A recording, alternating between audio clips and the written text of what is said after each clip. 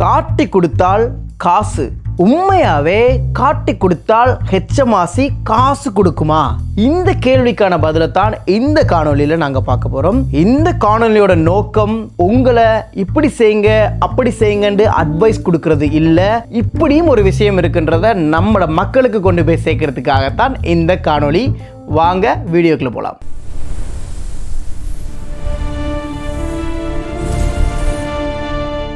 வணக்கம் and welcome to my YouTube channel. நான் மைலோன். ஹெச்எம்ஆர்சி என்னும் உளவாளி. இந்த சீரீஸில் ஹெச்எம்ஆர்சி வரி ஏய்ப்பு செய்கிறவங்கள எப்படி கண்டுபிடிக்கிறாங்கன்னு ஒவ்வொரு எபிசோடாக பார்த்து கொண்டிருக்கிறோம். போன எபிசோடில் கேஷ் டிரான்சாக்ஷன் செய்கிற ஒரு பிஸ்னஸை எப்படி ட்ராக் பண்ணி ட்ராப் பண்ணுறாங்கன்றத ஒரு வீடியோவாக போட்டிருந்தோம். அந்த வீடியோவை நீங்கள் இன்னும் பார்க்கலன்னா இந்த மேலே இருக்குது, அண்ட் ஆல்சோ டெஸ்கிரிப்ஷன்லேயும் உங்களுக்கு லிங்க் கொடுக்குறேன். கண்டிப்பாக பாருங்கள். நிறைய ட்விஸ்ட்டோட நல்ல இன்ட்ரெஸ்டிங்காக இருக்கும், அதுக்கு நான் கேரண்டி. நாங்கள் பல முறை சொன்ன மாதிரி ஹெச்எம்ஆர்சிக்கு பல விதமான சோர்ஸஸ்லேருந்து இன்ஃபர்மேஷன் வரும். இன்றைக்கு நாங்கள் பார்க்க போகிற அந்த சோர்ஸ் உங்களுக்கு கண்டிப்பாக ஒரு அன்எக்ஸ்பெக்டட் சோர்ஸாக இருக்கலாம். ஸோ அந்த வீடியோவை ஸ்கிப் பண்ணாமல் பாருங்கள், இது உங்களுக்கு ரொம்ப உதவியாக இருக்கலாம். இந்த எபிசோடில் ஹெச்எம்ஆர்சிக்கு யாரெல்லாம் ரிப்போர்ட் பண்ணலாம், எப்படி ரிப்போர்ட் பண்ணலாம், அப்படி ரிப்போர்ட் பண்ணுறவங்களுக்கு காசு கிடைக்குமா, அப்படி காசு கொடுக்கறதா இருந்தால் எவ்வளோ கொடுப்பாங்க, அண்ட் ஆல்சோ ஒரு 2 ரியல் கேஸை பற்றியும் இந்த வீடியோவில் உங்களோட நான் பகிர்ந்து கொள்ள போகிறேன். இந்த வீடியோ யாருக்காவது பயனுள்ளதாக இருக்கும்னு நினச்சிங்கன்னா அவங்களோடையும் இந்த வீடியோவை பகிர்ந்து கொள்ளுங்க. ஹெச்எம்ஆர்சிக்கு யாரெல்லாம் காட்டி கொடுக்குறாங்கன்றதை பார்ப்போமா? காட்டி கொடுக்குறது என்று சொல்லும்போது ஏதோ கெட்ட வார்த்தையை சொல்கிற மாதிரி நிறைய பேருக்கு ஃபீல் ஆகலாம். அதனால் இந்த வீடியோவில் நாங்கள் ரிப்போர்ட் அடிக்கிறது, இல்லாட்டி டிப் ஆஃப் கொடுக்கறது, இல்லாட்டி டிப்ஸ் கொடுக்குறன்ற மாதிரி வார்த்தைகளை பயன்படுத்தி கொள்வோம். உங்கள்கிட்ட வேலை செய்து கொண்டு இருக்கிறவராக இருக்கலாம், இல்லாட்டி வேலை பிடிக்காமல் வேலையை விட்டு போனவராக இருக்கலாம். அவங்க தான் இந்த லிஸ்ட்டில் டாப்பில் வராங்க. அவங்களுக்கு இன்சைடர் இன்ஃபர்மேஷன் தெரியுமென்றதால அவங்க ஹெச்எம்ஆர்சிக்கு ரிப்போர்ட் பண்ணுறது அதிகமாக இருக்குன்னு சொல்கிறாங்க. ரெண்டாவது யாருன்னு பார்த்தீங்கன்னா கஸ்டமர்ஸ். யூஸ்வலாக கஸ்டமர்ஸ் நீங்கள் சரியாக சர்வீஸ் கொடுக்கலன்னா கம்ப்ளைண்ட் பண்ணுவாங்கன்னு தெரியும். ஆனால் நீங்கள் டேக்ஸ் இவேஷன் செய்கிறீங்க, இல்லாட்டி வரி ஏய்ப்பு செய்கிறீங்கன்னா எப்படி கஸ்டமர்ஸ்க்கு தெரியும், அவங்க எப்படி அதை போய் ரிப்போர்ட் பண்ண முடியும்னு நீங்கள் யோசிக்கலாம். சில பிஸ்னஸ்களில் இந்த மாதிரி விஷயங்கள் நடந்திருக்குது. ஃபார் அன் எக்ஸாம்பிள், ஒரு விஏடி ரிஜிஸ்டர் பிஸ்னஸ் இருக்குன்னு வைங்களேன். அவங்களுக்கு ஒரு கஸ்டமர் வராங்க, இவங்க சொல்கிறாங்க நீங்கள் கேஷாக பே பண்ணிட்டீங்கன்னு சொன்னால் உங்களுக்கு நாங்கள் விஏடி சார்ஜ் பண்ண மாட்டோம்னு சொல்லி கேஷ் பேமெண்ட்டாக எடுத்து பிஸ்னஸ் பண்ணுறவங்க இருக்கிறாங்க. அப்படி செய்கிறவங்கள கஸ்டமர்ஸ் ரிப்போர்ட் பண்ணுறதுக்கான வாய்ப்பு இருக்குது. இது நான் ஒரு உதாரணத்துக்கு தான் சொல்றேன். ஆனால் இது மாதிரி பல கேசஸ் இருக்கலாம். கஸ்டமர்ஸ் ஏதோ இங்க சரியில்லை அப்படின்னு ஒரு சந்தேகம் வந்தா கூட அவங்க அந்த ரிப்போர்ட் செய்யறதுக்கான வாய்ப்பு அதிகம். மூன்றாவது காம்படிட்டர், உங்களோட போட்டியாளர். அவருக்கு உங்களோட பிசினஸ் மேல ஏதாவது சந்தேகம் வந்தா அவரும் உங்களை பத்தி ரிப்போர்ட் பண்ணலாம் ஹெச்எம்ஆர்சிட்ட. நாலாவது பிசினஸ் பார்ட்னர். உங்களுடைய பிசினஸ் பார்ட்னரா இருந்து வேலை செய்யக்கூடிய ஒருவர் உங்கள்கிட்ட ஏதாவது மனஸ்தாபம் வந்தால் அவரும் கூட உங்களை ஹெச்எம்ஆர்சியில ரிப்போர்ட் பண்றதுக்கான வாய்ப்பு இருக்கு. அஞ்சாவது யாருன்னு பாத்தீங்கன்னா நெய்பர்ஸ். உங்களோட பிஸ்னஸுக்கும் உங்களோட வேலைக்கும் தொடர்பே இல்லாத ஆட்கள், உங்களோட வீட்டுக்கு பக்கத்தில் இருக்க நெய்பர்ஸ் கூட உங்களை ரிப்போர்ட் பண்ணலாம். ஃபார் எக்ஸாம்பிள், நீங்கள் அந்த ஸ்ட்ரீட்டில் இருக்கிற ஒரு ஆஃப் லைசன்ஸில் வேலை செய்கிறீங்கன்னு வைங்க. ஆனால் உங்களோட வீட்டுக்கு முன்னுக்கு பெரிய பெரிய லக்ஸுரி கார்ஸ் எல்லாம் நிற்குது. வீக்லி ஒன்ஸ் நீங்கள் பெரிய பார்ட்டி த்ரோ பண்ணுறீங்க, நிறைய ஆட்கள் போகிறாங்கன்னு வைங்க. நெய்பருக்கு சந்தேகம் வரலாம். அப்படி சந்தேகம் வரும்போது அவங்களும் ஹெச்எம்ஆர்சிட்ட ரிப்போர்ட் பண்ணலாம். இந்த 5 பேரும் ரிப்போர்ட் பண்ணலாம் என்று நான் சொல்கிறேன். ஆனால் இதுவரைக்கும் ரிப்போர்ட் பண்ணின கேசஸில் இந்த 5 பேரும் தான் டொப்பில் இருக்கிறாங்களா. ஸோ இது நடக்காது, இப்படி எல்லாம் ஒரு விஷயம் இல்லை அப்படின்லாம் யோசிக்காதீங்க. இது நடந்து கொண்டு தான் இருக்குது. இந்த வீடியோ ஸ்கிப் பண்ணாம பாருங்க, உங்களுக்கு நான் பல எக்ஸாம்பிள்ஸ் கொடுக்க போறேன். சரி, காம்படிட்டருக்கு உங்களோட போட்டி இருக்குது. உங்கள்ட்ட வேலை பார்த்துட்டு விட்டுட்டு போனவனுக்கு உங்கள் மேல கோபம் இருக்குது. இப்படி கோபத்திலையும் போட்டியிலையும் பொறாமையிலையும் போய் ஒருத்தர் ரிப்போர்ட் பண்ணினா அதை எப்படி ஹெச்எம்ஆர்சி சீரியஸா எடுப்பாங்கன்னு நீங்க யோசிக்கலாம். கரெக்ட். அவங்க ஒரு ரிப்போர்ட் வந்த உடனே உங்களுக்கு மேலேயோ ஒரு பிசினஸ்க்கு மேலேயோ ஆக்ஷன் எடுக்க மாட்டாங்க. ஒரு ரிப்போர்ட்ன்றது ஒரு ட்ரிகர் மாதிரி. அந்த ட்ரிகர் அங்க போன உடனே அவங்க என்ன செய்வாங்கன்னா மற்ற சோர்சஸ்ல இருந்து கிடைக்கிற டேட்டாஸ்களையும் ஒண்டா போட்டு அதை அனலைஸ் பண்ணி அதுல ஏதாவது தவறு கண்டுபிடிச்சா என்கொயரிக்கு உங்களை கூப்பிடுவாங்க. ஸோ அவங்க என்ன மாதிரி டேட்டாஸை செக் பண்ணுவாங்கன்னு பார்த்தீங்கன்னா பேங்க் ஸ்டேட்மெண்ட்ஸ், உங்களோட விஏடி ரிட்டர்ன்ஸ், உங்களோட டாக்ஸ் ரிட்டர்ன், உங்களோட லைஃப் ஸ்டைல், நீங்கள் எத்தனை ஹாலிடே போயிருக்கிறீங்க, சோஷியல் மீடியாவை கூட அவங்க செக் பண்ணலாம். இதெல்லாம் செக் பண்ணிட்டு இவங்க கொடுத்த அந்த இன்ஃபர்மேஷன் கரெக்டாக இருக்கும் பட்சத்தில் உங்களை விசாரணைக்கு அவங்க கூப்பிடுறதுக்கான வாய்ப்புகள் இருக்குது. அதனால யாரோ கோவத்திலையும் பொறாமையிலையும் போய் ரிப்போர்ட் பண்ணினா உடனே ஆக்ஷன் எடுத்துருவாங்கன்றதெல்லாம் ஒரு மித்.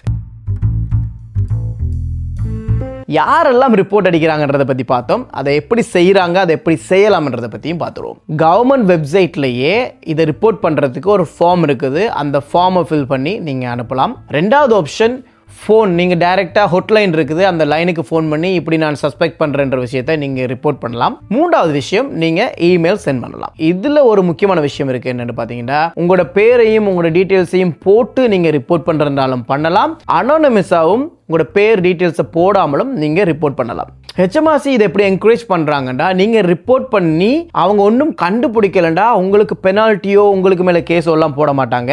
உங்களுக்கு ஒரு சின்ன சந்தேகம் வந்தாலும் அதை நீங்கள் ரிப்போர்ட் பண்ணுங்க. அது சரியா இல்லையா, இருக்கா இல்லையான்றதை நாங்கள் கண்டுபிடிக்கிறோம்ன்றது தான் ஹெச்எம்ஆர்சியோட பாயிண்ட். இந்த வீடியோவை பார்த்து கொண்டிருக்கிற பலர் சொல்லலாம், இப்படி ஒரு சிஸ்டம் இருக்குதே எனக்கு தெரியாதே, இது எவ்வளோ நாளாக இருக்குது, உண்மையிலேயே ஆக்கள் இப்படி ரிப்போர்ட் பண்ணுறவங்களா அப்படின்னு நீங்கள் யோசிக்கலாம். நீங்கள் என்னப்பா இவ்வளோ வெகுளியாக இருக்கிறீங்க? 2023-24 டாக்ஸ் இயரில் மட்டும் கிட்டத்தட்ட 1,50,000 பேர் வேறாக்களை காட்டி கொடுத்துருக்காங்க. அதே மாதிரி 2024-25 டாக்ஸ் இயரில் மட்டும் கிட்டத்தட்ட 1,64,670 பேர் ஆக்களை ரிப்போர்ட் பண்ணியிருக்கிறாங்க.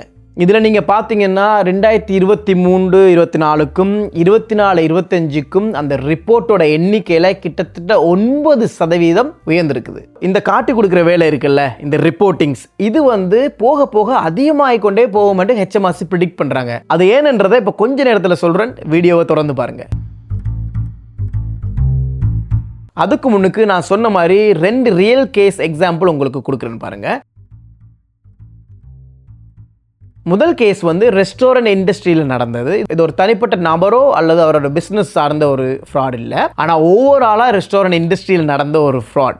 ஜேப்பர் சாஃப்ட்வேர் என்ற ஒரு சாஃப்ட்வேர் இருக்குது. I hope I am pronouncing it right. அந்த சாஃப்ட்வேரை யூஸ் பண்ணி ரெஸ்டாரண்ட்ல முக்கியமாக டேக் அவே பிஸ்னஸஸ்ல அந்த டில் சிஸ்டத்தில் ரெக்கார்ட் ஆகக்கூடிய சேல்ஸை எரேஸ் பண்ணலாமாம். ஃபார் அன் எக்ஸாம்பிள், ஒரு கேஷ் டிரான்சாக்ஷன் இருக்குன்னா அதை அந்த சாஃப்ட்வேரை யூஸ் பண்ணி டில் சிஸ்டம்ல கம்ப்ளீட்டாக அழிக்கலாம். அப்படி செஞ்சு அவங்களோட இன்கமையும் குறைச்சி காட்டியிருக்காங்க. அட் தி சேம் டைம் அவங்க கஸ்டமர்கிட்ட சார்ஜ் பண்ற விஏடியையும் கவர்மெண்ட்டுக்கு பே பண்ணாம அவாய்ட் பண்ணியிருக்காங்க. ஸோ இந்த கேசஸ் எப்படி ஹெச்எம்ஆர்சிக்கு தெரிய வந்துச்சுன்னு பார்த்தீங்கன்னா, காம்படிட்டர்ஸ் இப்போ ஒரு டேக் அவே இருக்குன்னு வைங்களேன், அவங்களுக்கு பக்கத்தில் ஒன்று டேக் அவே இருக்குன்னா அவங்களுக்கு சந்தேகம் வந்தா அவங்க அவங்களோட பக்கத்தில் இருக்க காம்படிட்டரை கண்டிப்பாக ரிப்போர்ட் பண்ணுவாங்க. அப்படி ரிப்போர்ட் பண்ணும்போது ஒரு ரிப்போர்ட் 2 ரிப்போர்ட் வந்தால் கூட ஹெச்எம்ஆர்சி அதை சீரியஸாக எடுக்க மாட்டாங்க.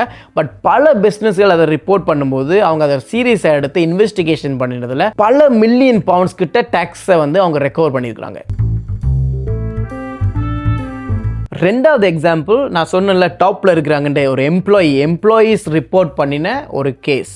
பெஞ்சமின் கிட் என்ற ஒரு ஆள் 2021ஆம் ஆண்டு ஒரு கேஸில் மாட்டுப்பட்டார். அவர் ஒரு construction related recruitment business run பண்ணியிருக்கிறார். அவர்கிட்ட இன்வெஸ்டிகேஷனில் கிட்டத்தட்ட 1.3 மில்லியன் பவுண்ட்ஸ் கிட்ட விஏடி ஃப்ராட் செஞ்சிருக்கிறத கண்டுபிடிச்சிருக்காங்க.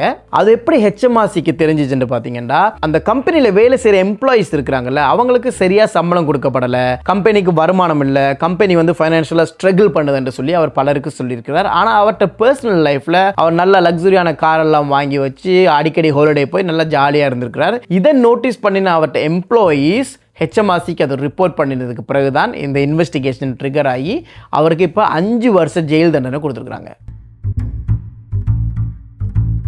ஐயா அதெல்லாம் விடுங்க, காட்டி கொடுத்தால் காசு கொடுப்பாங்களா, அதை சொல்லுங்க அப்படின்னு கேட்குறீங்களா? வாங்க முக்கியமான மேட்டருக்குள்ள போவோம். நான் முன்னாடியே சொன்ன மாதிரி 2023-24 டாக்ஸ் இயரில் மட்டும் கிட்டத்தட்ட 150,000 ரிப்போர்ட்ஸ் அவங்களுக்கு வந்தது. அதில் அவங்க ரெக்கவர் பண்ணின டாக்ஸில் கிட்டத்தட்ட 1 மில்லியன் பவுண்ட்ஸை ரிவார்டாக கொடுத்துருக்குறாங்க. அதுபோல் 2024-25 டாக்ஸ் இயரில் வந்த 160,000 ரிப்போர்ட்ஸில் எலிஜிபிள் ஆனவங்களுக்கு 850,000 பவுண்ட்ஸ் வரைக்கும் ரிவார்டாக கொடுத்துருக்குறாங்க.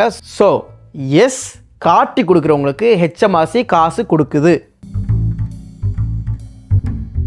2025 நவம்பர் வரைக்கும் இந்த விஷயத்தை ஹெச்எம்ஆர்சி பெருசாக விளம்பரப்படுத்தினதோ ப்ரொமோட் பண்ணினதோ இல்லை. இதெல்லாம் அந்த டிஸ்க்ரீட்டாக நடந்த விஷயங்கள். இப்படி இன்ஃபர்மேஷன் கொடுக்கக்கூடிய ஆட்களுக்கு ரிவார்டு கொடுக்கலாமா, கொடுக்குறதுண்டா எவ்வளோ கொடுக்கலாம்ன்றதெல்லாம் ஹெச்எம்ஆர்சி ரகசியமாக முடிவு பண்ணி தான் இந்த ரிவார்ட்ஸ் எல்லாம் கொடுத்துருக்குறாங்க. ஸோ இதை அவங்க பெருசாக ப்ரொமோட் பண்ணினதில்லை. ஆனால் 2025 நவம்பர் மாதத்திலிருந்து ஒரு புது ரூல் கொண்டு வந்திருக்கிறாங்க. பார்லிமெண்ட்லேயே இந்த விஷயத்தெல்லாம் பேசியிருக்கிறாங்க. இப்போ நீங்கள் கொடுக்குற ஒரு இன்ஃபர்மேஷனால் ஒருத்தர்கிட்ட இருந்தோ அல்லது ஒரு பிஸ்னஸ்கிட்ட இருந்தோ மினிமம் 1.5 மில்லியன் பவுண்ட்ஸ் வரைக்கும் டேக்ஸ் ரெக்கவர் பண்ணலாம்டா உங்களுக்கு அவங்க ரெக்கவர் பண்ணுற மொத்த காசுல இருந்து 15 to 30% வரைக்கும் ரிவார்டாக கொடுக்கறதுக்கு அவங்களுக்கு இப்போ பவர் இருக்குது. ஃபார் அன் எக்ஸாம்பிள் 1.5 மில்லியன் அவங்க ரெக்கவர் பண்ணுறாங்கடா 30%ன்றது 450,000 பவுண்ட்ஸ். ஒரு லைஃப் சேஞ்சிங் மணி, ரைட்? இதைத்தான் நான் முதலே சொன்னேன். இனிமே மக்கள் ரிப்போர்ட் பண்ணக்கூடிய இந்த எண்ணிக்கை வந்து அதிகமாக தான் ஆகிக்கொண்டே போகும். ஏன்னு சொன்னால் HMRC இப்போ இதை வெளிப்படையாக ப்ரொமோட் பண்ணுறாங்க. இதை பற்றி இப்படி ஒரு விஷயம் இருக்குன்னு தெரியாத மக்களுக்கும் இந்த அவேர்னஸ் போய் சேரும்போது அந்த ரிப்போர்ட்ஸோட எண்ணிக்கை அதிகமாகிக்கொண்டே தான் போகும். இப்போ நான் சொன்ன இந்த புது சிஸ்டம் வந்து நவம்பர் மாதம் 2025 அறிமுகப்படுத்தினது. அதில் வந்து மினிமம் 1.5 மில்லியன் டேக்ஸ் ரெக்கவர் பண்ணினா எவ்வளோ கொடுப்போம்னு சொல்லியிருக்காங்க. அப்போ இதுக்கு முன்னுக்கு இந்த பழைய சிஸ்டம் இல்லாமல் போச்சான்னு கேட்டிங்கன்னா அப்படி ஒரு செய்தியும் இல்ல. பழைய சிஸ்டத்தின் அடிப்படையில் யாருக்கு ரிவார்டு கொடுப்பாங்க, எவ்வளவு கொடுப்பாங்கன்ற விஷயம்லாம் அவங்க வெளிப்படையா சொன்னது கிடையாது. But still if anyone reporting a small fraud அவங்களுக்கு ஸ்டில் ரிவார்ட்ஸ் கிடைக்கிறதுக்கான வாய்ப்புகள் இருக்குது. ஆனா அது யாருக்கு கொடுக்கலாம், எவ்வளவு கொடுக்கலாம்ன்றதை HMRC கேஸ் பை கேஸ் தான் முடிவு பண்ணும். நான் முதலே சொன்ன மாதிரி இப்படி ரிப்போர்ட்ஸ் அடிக்கிற இல்லாட்டி காட்டி கொடுக்குற எல்லாருக்கும் ரிவார்ட்ஸ் கிடைக்குமான்னு கேட்டிங்கன்னா அது இல்லை, அது ஒரு மித். HMRC வந்து யார் ரிவார்டுக்கு எலிஜிபிள், எவ்வளோ அவங்களுக்கு கொடுப்போம்ன்ற விஷயத்தெல்லாம் கிளியராக சொல்லலை என்றாலும் கூட இது வரைக்கும் நடந்த விஷயங்களை வச்சு சில செய்திகள் வந்திருக்கு. இப்போ நான் உங்களுக்கு ஒரு 4 விஷயத்தை உங்களோட பகிர்ந்து கொள்கிறேன். இந்த 4 கேட்டகரிக்கில் ஒரு ரிப்போர்ட் பண்ணுறவர் வந்தாருன்னா அவருக்கு வந்து ரிவார்டு கிடைக்காது. ஃபர்ஸ்ட் திங் ஃபர்ஸ்ட், இப்போ ஒரு ஃப்ராட் நடக்குது, அந்த ஃப்ராடில் ரிப்போர்ட் பண்ணுறவரும் இன்வால்வாக இருந்துட்டு அதுக்கு பிறகு அவர் வெளியே வந்துட்டு அந்த ரிப்போர்ட்டை மேக் பண்ணுவாரா இருந்தா அவர் அந்த ரிவார்டுக்கு எலிஜிபிள் கிடையாது. ரெண்டாவது வந்து ரிப்போர்ட் பண்ற ஆள் வந்து ஏதோ ஒரு வகையில் ஒரு சிவில் ஜாப்ல இந்த கவர்மெண்ட் தொடர்புடைய ஆர்கனைசேஷன்ஸ்ல வேலை பார்த்து கொண்டிருந்தாருன்னா அவருக்கும் ரிவார்டு கிடையாது. அதை வந்து அவர்கிட்ட கடமையை செய்யறான்ற மாதிரி தான் அவங்க பார்க்குறாங்க. ஸோ அவருக்கு ரிவார்டு கிடைக்காது. பிறகு நீங்க கஷ்டப்பட்டு ஒரு விஷயத்தை கண்டுபிடிச்சி ரிப்போர்ட் பண்ணும்போது HMRC இந்த விஷயம் எங்களுக்கு ஆல்ரெடி தெரியும், அதை நாங்கள் இன்வெஸ்டிகேட் பண்ணி கொண்டு தான் இருக்கிறோம்னு சொல்லிட்டாங்கன்னாலும் ரிவார்டு கிடையாது. ஸோ நீங்க கொடுக்குற டிப் வந்து அது ஒரு புது விஷயமா இருக்கணும். அப்பதான் அந்த ரிப்போர்ட் பண்ற ஆளுக்கு ரிவார்டு கிடைக்கும். 4வது, ரிப்போர்ட் பண்ணுற ஆளுக்கு அந்த தகவல் எங்கேருந்து வந்துச்சுன்னு பார்க்குறாங்க. ஃபார் எக்ஸாம்பிள் நான் ஒரு விஷயத்தை ரிப்போர்ட் பண்ணுறேன், ஆனால் எனக்கு அந்த தகவலை வேற ஒருத்தர் தான் சொல்லியிருந்தாருன்னா நான் ரிவார்டுக்கு எலிஜிபிள் கிடையாது. அந்த பர்சன் தான் அந்த ரிவார்டுக்கு எலிஜிபிள். அண்ட் ஆல்சோ உங்களுக்கு தகவலை கொடுத்த அந்த பர்சன் வந்து ஒரு சிவில் சர்வெண்ட்டாக இருந்தாருண்டா பிம்பிளிக்கு பிஆபி யாருக்குமே ரிவார்டு கிடையாது. கடைசியா எப்படி ப்ராப்ளம் வந்தால் எப்படி இதுலேருந்து தப்பிக்கிறது? Very simple. நான் எப்பயுமே சொல்கிற மாதிரி எக்ஸ்பர்ட்ஸோட போய் கதைங்க. உங்களோட அக்கௌண்டன்ட்ஸ், ஃபைனான்ஷியல் அட்வைசர்ஸோட எல்லாம் கதைச்சு சரியாக பேப்பர் ஒர்க் மெயின்டைன் பண்ணி கரெக்டாக டேக்ஸ் கட்டினீங்கன்னா இந்த பிரச்சனையெல்லாம் நீங்கள் மாட்டுப்பட மாட்டீங்க. It's very simple. இந்த வீடியோ உங்களுக்கு பிடிச்சிருந்தா லைக் பண்ணுங்கள், ஷேர் பண்ணுங்கள். முக்கியமாக நீங்கள் கமெண்ட்டில் நான் எப்படி செய்கிறேன், இன்னும் என்னெல்லாம் நான் செய்யலாம் என்ற விஷயங்களை நீங்கள் பகிர்ந்து கொள்ளும்போது அது எனக்கு ஒரு பூஸ்ட்டை கொடுக்குது. ஸோ நான் அடுத்தடுத்த வீடியோ பிளான் பண்ணுறதுக்கும் அது எனக்கு உதவியாக இருக்கும். ஸோ தயவு செய்து உங்களுக்கு பிடிச்சிருந்தாலும் சரி, பிடிக்கலண்டாலும் சரி, இல்லாட்டி இப்படி செஞ்சுருக்கலாம் அப்படி செஞ்சுருக்கலாம்னு சொல்லி உங்களோட மைண்டில் ஏதாவது கருத்து இருந்தால் கமெண்ட் செக்ஷனில் சொல்லுங்கள். அது எனக்கு ரொம்ப ஹெல்ப்ஃபுல்லாக இருக்கும். அடுத்த வீடியோவில் உங்களை எல்லாம் சந்திக்கும் வரைக்கும் பாய் ஃப்ரம் மைலோன். தேங்க்யூ.